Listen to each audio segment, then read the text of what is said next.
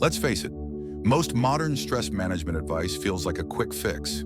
Download an app, light a candle, take deep breaths. We're constantly being sold the idea that managing stress is just a matter of doing less or slowing down.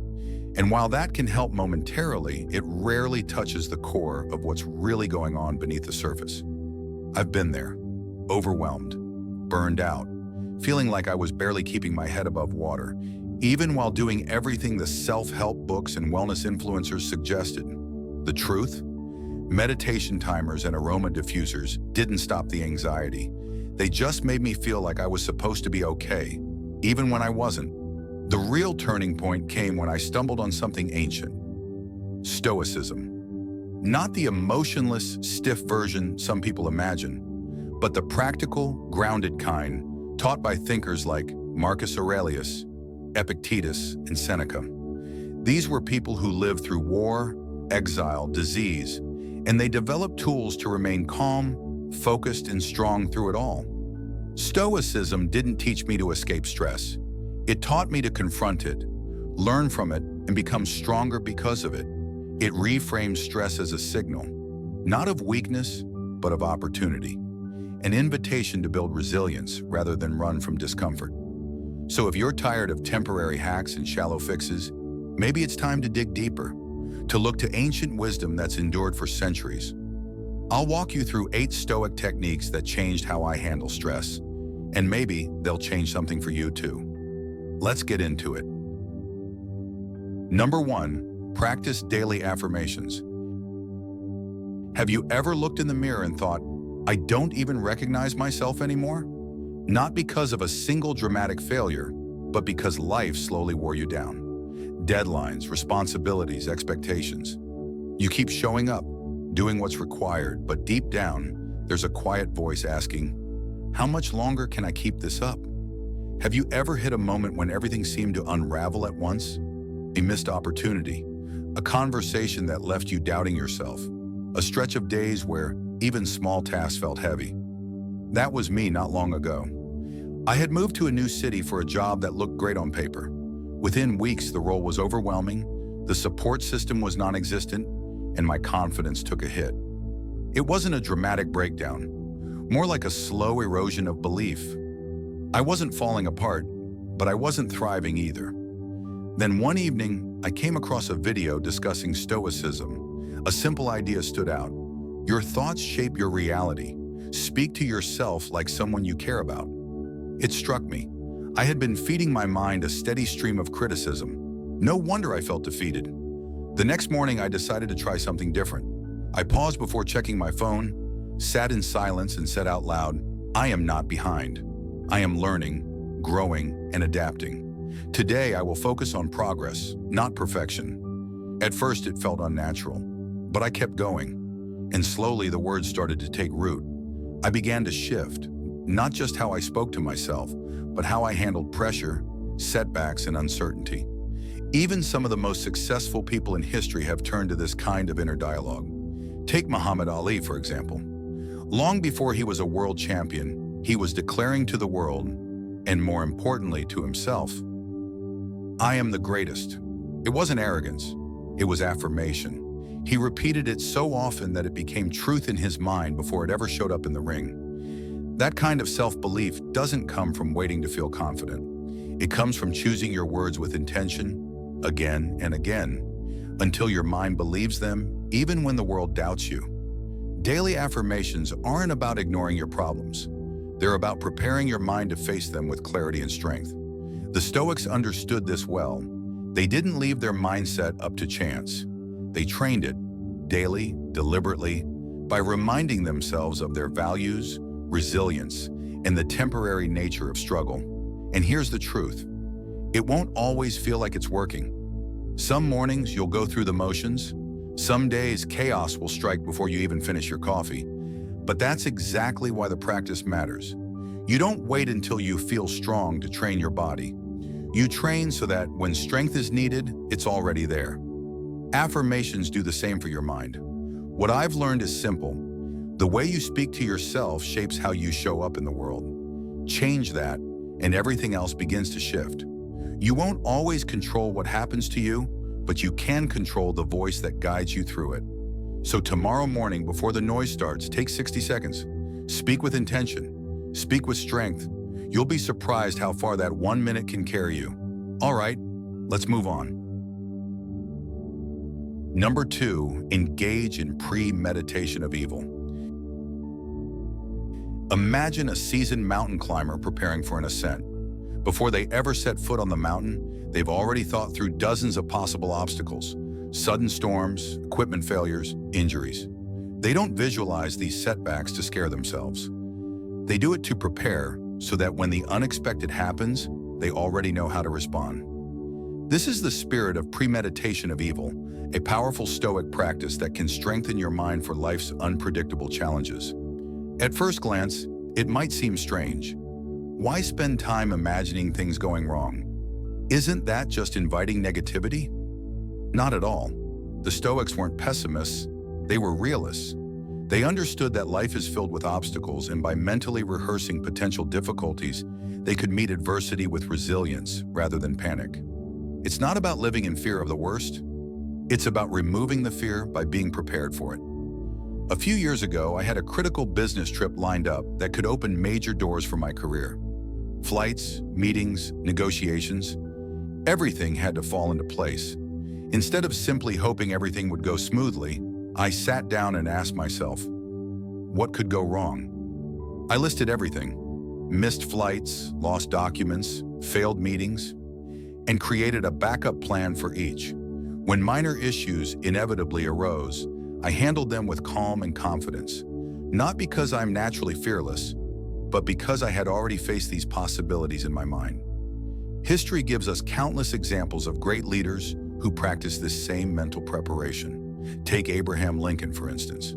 During some of the darkest days of the American Civil War, Lincoln would often write letters expressing his deepest frustrations and fears. But then he would never send them. Instead, he used the act of writing to prepare himself emotionally for the worst outcomes. He mentally rehearsed loss, criticism, and setbacks, so when they came, they didn't paralyze him. This inner training gave him the strength to lead with wisdom and steadiness during a time when the nation was falling apart. Premeditation of evil isn't about expecting doom. It's about equipping yourself to move forward even when obstacles appear. It's turning chaos into clarity. By practicing this mental exercise, you build an inner foundation strong enough to weather the unexpected storms of life. Here's the key. Before your next big challenge, whether it's a job interview, a major project, or a personal goal, take a few minutes to walk through the potential hurdles. Visualize them clearly, plan your responses calmly, and ask yourself, if things don't go perfectly, will I still be ready to move forward with confidence? Number 3, physical workout. At dawn, when ancient warriors trained for battle, their focus wasn't just on sharpening their swords, it was on fortifying their minds. They knew that strength of body and strength of spirit were deeply connected. The Stoics understood this well. A resilient mind often begins with a disciplined, capable body. Now you might be wondering, what does working out have to do with Stoicism? Quite a lot, actually. The Stoics valued physical fitness not for vanity, but as a tool for cultivating endurance, discipline, and mental toughness. It's not about looking good. It's about feeling capable, strong, and prepared for life's challenges. For a long time, I treated exercise like a boring task, just another item on my endless to-do list.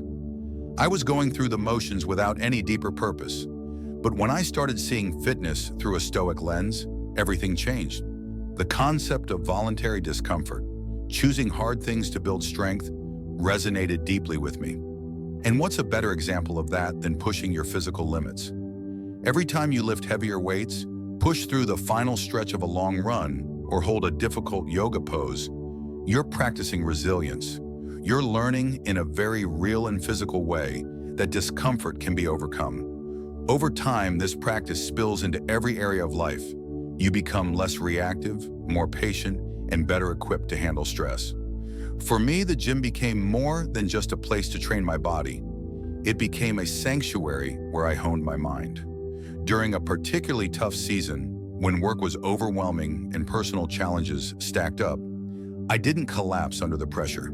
Instead, I leaned into a disciplined workout routine. With every rep and every drop of sweat, I was proving to myself that I could endure, that I was stronger than my circumstances. One method I found especially powerful was high-intensity interval training, or HIIT. Short bursts of intense effort followed by brief rests mirror the Stoic rhythm of life itself, facing adversity, recovering, and rising again. And yet it's not just about punishing workouts. Even activities like yoga, swimming, or long walks in nature build a bridge between your body and mind. Physical exercise isn't just about building muscles or burning calories. It's about forging resilience from the inside out. There's also a hidden reward in all this effort: mindfulness. When you're truly engaged in a workout, feeling the burn in your muscles, focusing on your breathing, adjusting your balance, you're anchored fully in the present moment. That habit of presence doesn't vanish when you leave the gym. It follows you into stressful meetings, tough conversations, and difficult days. Throughout history, some of the greatest thinkers and leaders made physical exercise part of their discipline. Marcus Aurelius, the Roman emperor and Stoic philosopher, was known not just for his writings but also for maintaining his physical strength.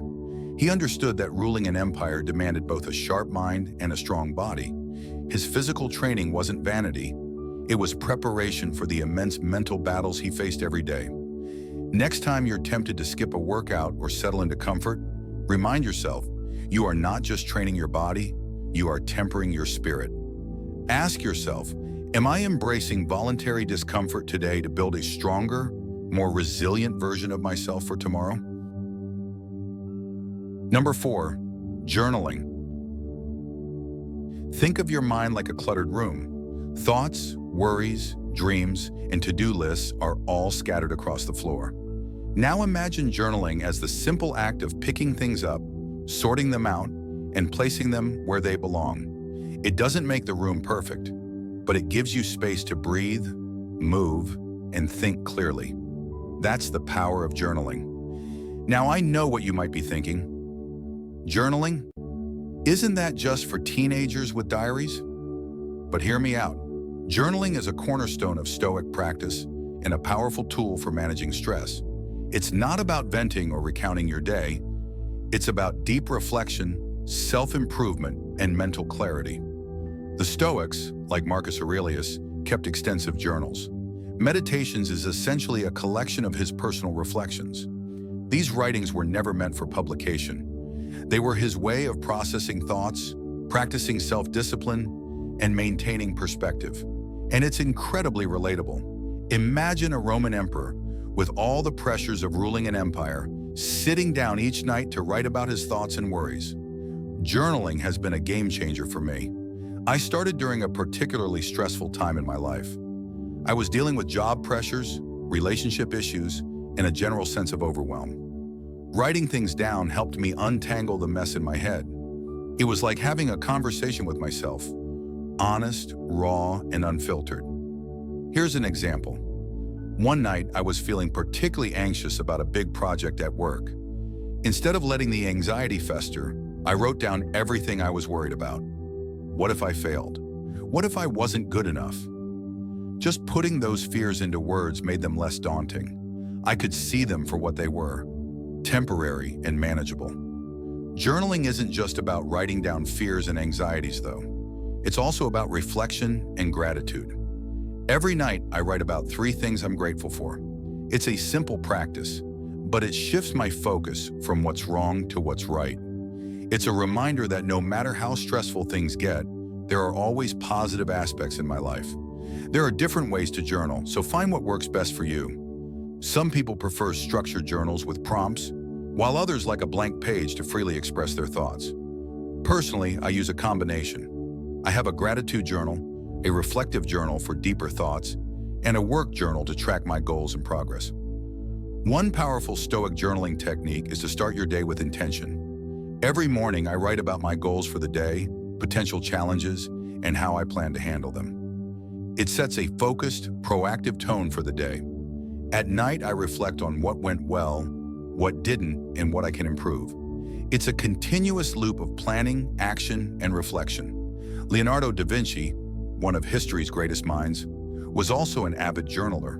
He filled thousands of pages with sketches, scientific diagrams, philosophical musings, questions, and observations. His notebooks were chaotic, non-linear, and full of curiosity, but they helped him explore ideas, track his inventions, and process his thoughts. In many ways, Da Vinci's journals were a playground for his genius, a way to engage deeply with the world around him. If journaling was good enough for one of the greatest inventors and artists in history, it's certainly good enough for us. So how can you start? Grab a notebook and a pen and find a quiet space. Start with just 5 minutes a day. Write about your thoughts, your goals, your worries, anything that comes to mind. Don't worry about grammar or structure. The point is to get your thoughts out and reflect on them. Over time, you'll find that journaling not only helps you manage stress, but also leads to greater self-awareness and personal growth. Number 5, voluntary discomfort. Step into a cold shower. Feel the icy sting hit your skin. Your instinct is to recoil, to shut it off, to run back to comfort. But instead, you breathe, you stay, and you begin to realize something. You can endure far more than you thought. That's the essence of voluntary discomfort. Choosing short-term difficulty to build long-term resilience. The Stoics believe that true strength comes not from luxury, but from discipline and self-mastery. Seneca, a wealthy Roman philosopher, deliberately practiced discomfort. He would sleep on the floor, wear simple clothes, and eat plain food. Not because he had to, but because he chose to. Why?